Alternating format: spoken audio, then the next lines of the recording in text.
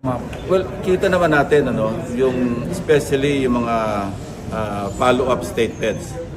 Hindi naman sila interesadong maimbestigahan to be investigated or to expose whatever they mention na alam nila. Medyo obvious na yung huling statement na nananawagan na sa taong bayan eh. Hindi naman nananawagan sa DOJ, hindi nananawagan sa ombudsman. Hindi nga nag-fairness. Alam nyo, kaibigan ko si Attorney Baligod.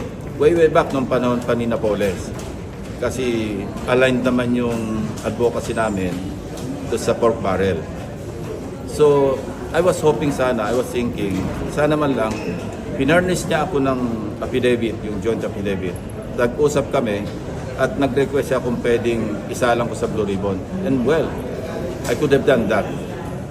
Kasi sabi ko sundan natin ebidensya. But when I heard the 805 billion, doon ako nagkaroon ng na-deliver. Siyempre, I did my math. Kasi kung mag-iimbestiga ka, tingnan mo rin yung reliability. Kasi even in my previous life, pag meron dumating na information, dalawa kagad yung tinitingnan ko. Yung credibility ng source or sources at saka yung credibility ng information itself. Kaya nga meron tayong mga A1 information, F6 information, yung lowest, because of those two classifications, yung source at saka yung information.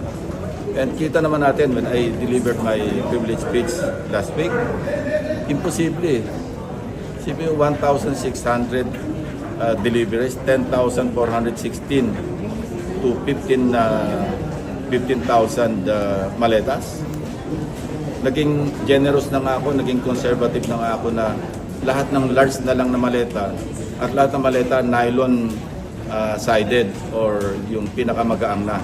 Pero still, napaka-improbable, napaka-impossible na ma-accomplish yung deliveries nung ganong karaming pera. And, I have it on a good source na yung withdrawals during the period in question, sabihin natin 2022 hanggang 2025, ang biggest single withdrawal, 20 billion lang eh.